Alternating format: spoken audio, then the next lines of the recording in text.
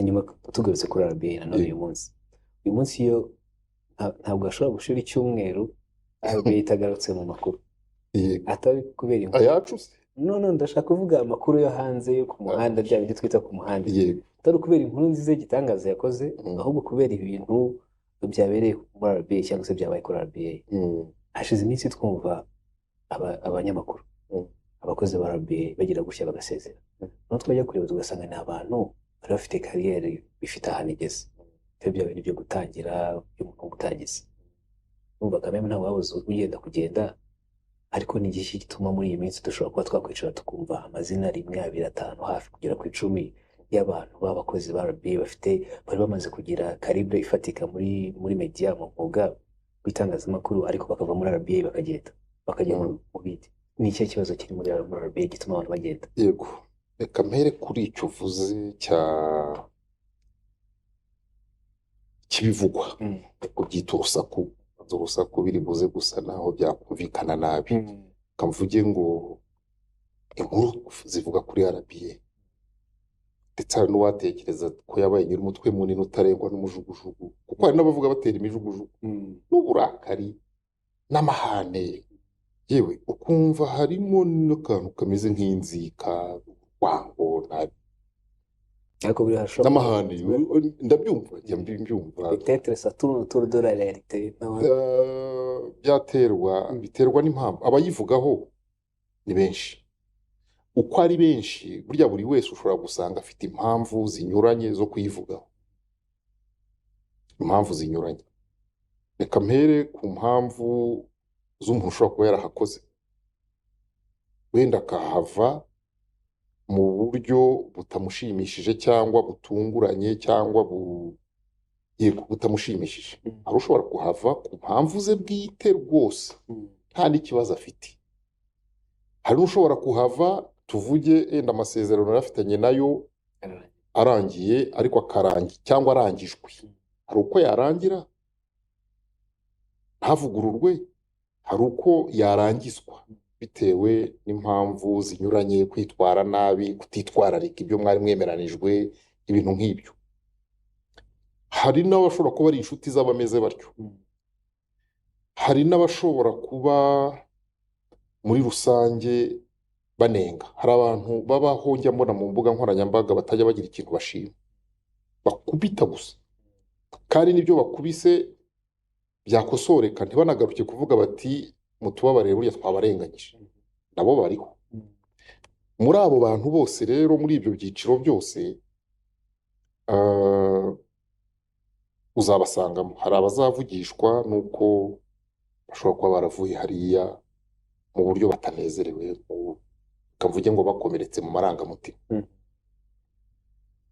hari abazavugishwa nuko ari inshuti z'abahavuye bakomeretse ugasanga ntiyakoze muri RBA ariko aganira n'uwahavuye kandi wenda atandukanye nabi na RBA nabyo birashoboka uwo nawe abe cyangwa yigira inararibonye ku mikorere n'imigenzereze muri RBA uzabona n'amatitire abantu bagenda bashyiraho ibyo nabyo birashoboka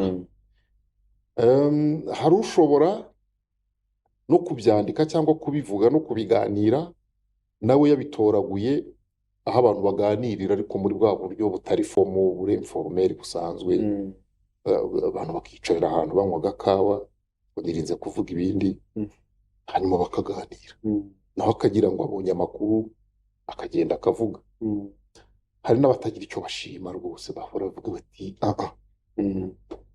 abo hari n'abashobora kubivuga kuko uretse na RBA nta n'urundi rwego bajya bashima nabo babaho bamwe rwose uzababona batajya bagira ikintu kuri bo nta cyiza kiba mu Rwanda abo babaho hanyuma rero kuba umunyamakuru yagenda abantu bakamuvugaho ni ibisanzwe mbanza gufata ko ari ibisanzwe kuvuga ko kanaka wakoraga aha atakihakora nawe ubwo aba yabyiyandikiye ariko nawe ubwo aba yabyiyandikiye akavuga ati bavandimwe inshuti zanjye abo twajyaga duhurira mu gitangazamakuru runaka ndabamenyesha ko ntagikorayo ku mpamvu zanjye bwite cyangwa sina ngombwa avuge ngo nabonye akazi ahandi hanyuma akenshi hari n'igihe agarukiraho, hanyuma abantu bakajya mu cyo bita ubusesenguzi.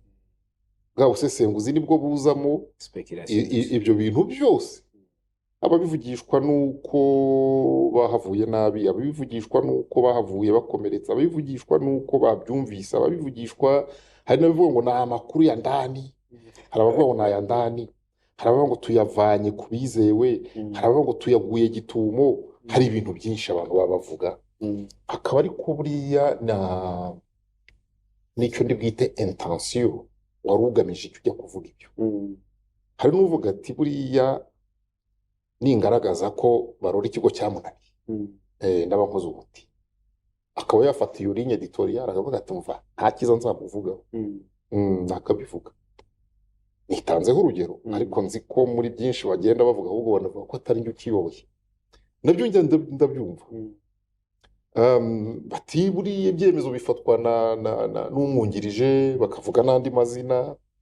Mperutse kubaza muri management nta rya byemezo ngo mubifatira hehe, ati twaragowe natwe ngo mubifatire ko mbona abantu bavuga ngo nimwe mufata ibyemezo.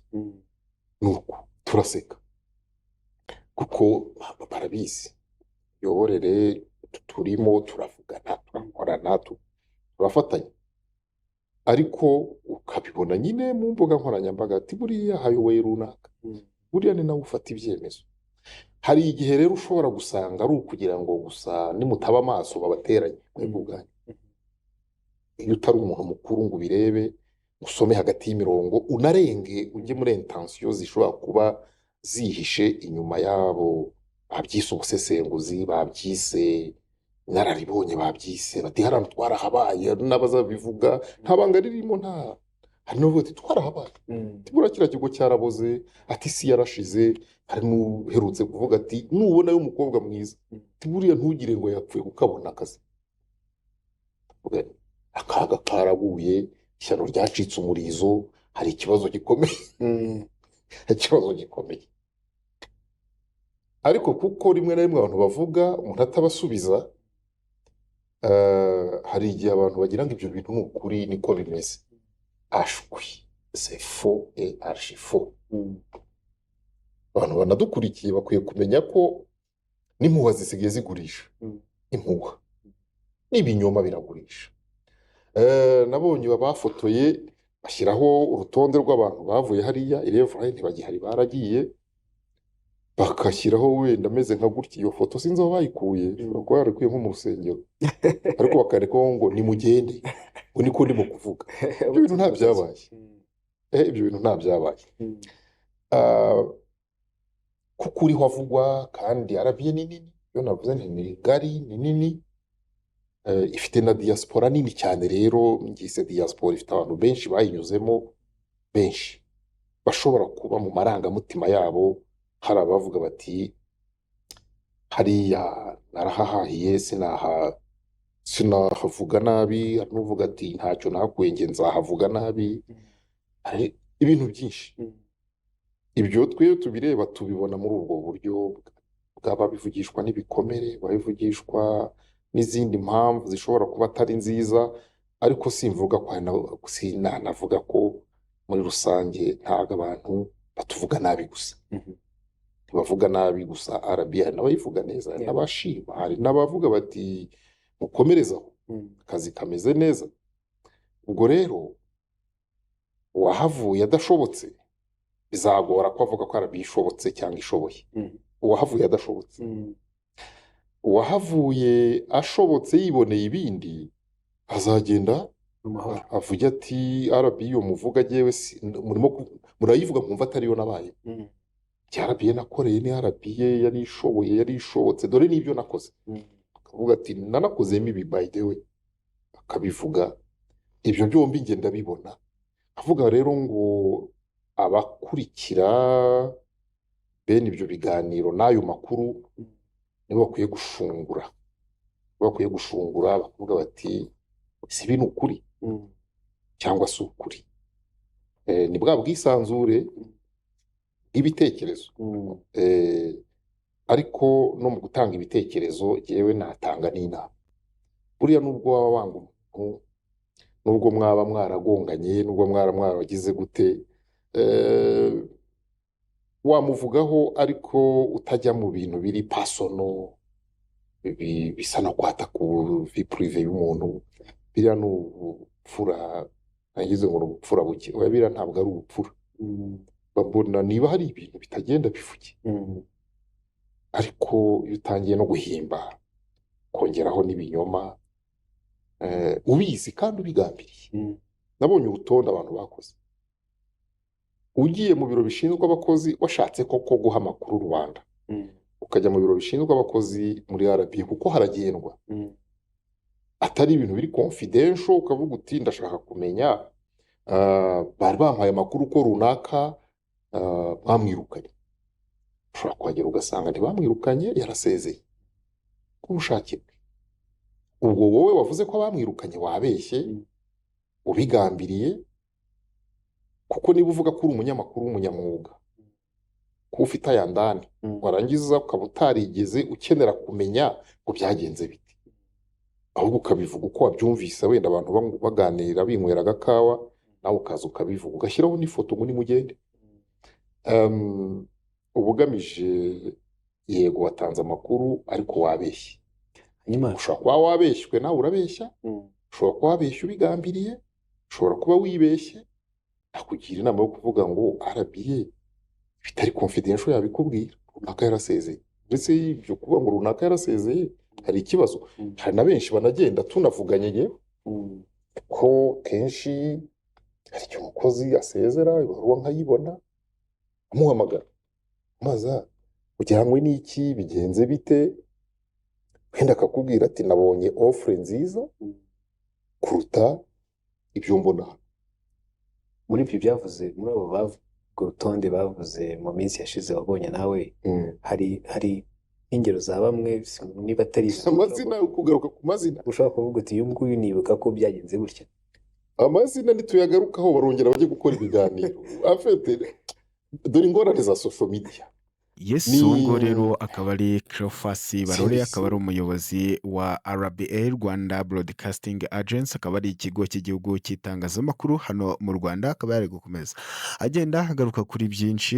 Ngira ngo murabizi yuko mu minsi yashize hariho inkundura yuko kuri RBA hasohotse abanyamakuru benshi rero bakaba barasezeye ikigo cy'igihugu cy'itangazamakuru cya RBA. Benshi rero bakaba barakomeje kugenda bibaza utese no kubera iki abanyamakuru basezeye ari benshi bene aka kageni. Mu by'ukuri ni ibintu rero byakomeje kugenda byibazwaho kenshi cyane. Ni no mu gihe rero kandi ni no mu gihe muri iyi minsi hariho inkundura y'uwitwa Rigani Rugaju ndetse na Lorenzo, aho ku mbuga nkoranyambaga bari bamaze igihe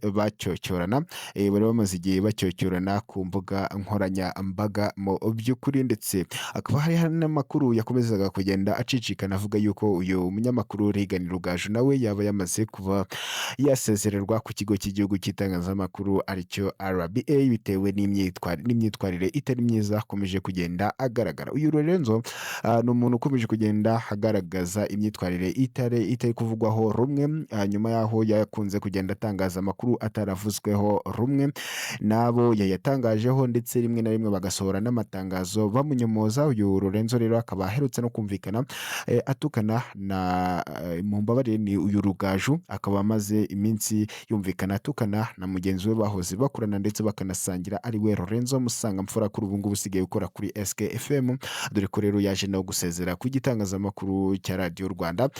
Ari uyu nguyu biteye mu by'ukuri. Benshi bari bakomeje kugenda bakwirakwiza amakuru bavuga yuko yaba yamaze kuba yakirukanwa mu by'ukuri. Ndetse kandi no ku munsi w'ejo hashize akaba abantu baratunguwe no kubona uyu Rugaju asaba imbabazi ku mashusho yagaragaye ari gutukanamo. Gusa bidaciye kabiri hahise hasohoka andi makuru avuga yuko uyu Rugaju yigaramye ubu butumwa busaba imbabazi. Umunyamakuru w'urwego rw'igihugu rw'itangazamakuru RBA Ndayishimiye Rugaju Rigani akaba yaraje kwihakana ubutumwa bwasabaga imbabazi nyuma yo guterana amagambo na Musangamfura Christian Lorenzo wa SK FM. Ni ubutumwa bwanyujijwe ku rubuga rwa X ruri mu mazina ya Rugaju Rigani kuri uyu wa mbere tariki ya 16 gucyocyorana n'uyu musore Lorenzo Musangamfura bahoze bakorana kuri radiyo Rwanda. Gusa uyu Lorenzo akaza kuba yakirukanwa bitewe n'imico yagaragaje itari myiza, dore biko bivugwa yuko intandaro yo kwirukanwa kwe ari ukurwana kwabereye mu karere ka Karongi ubwo bari berekeje muri aka karere muri gahunda ya RBA isanzwe ifite yo kwegera abaturage. Ni gahunda yitwa RBA hafi yawe. Nguko rero uko bimeze. Iyi ngiyi iracyari Kigali Broadcast. Reka twibutse gukanda subscribe kugira ngo tuzajye dukomeza tugende tubanamo neza cyane mu makuru abagiye atandukanye. Naho njyewe mukomeje kubana mu makuru nta wundi ni Kigali. Reka turibuze kongera tugaruke mu kanya mu makuru arabagezweho. Ciao ciao.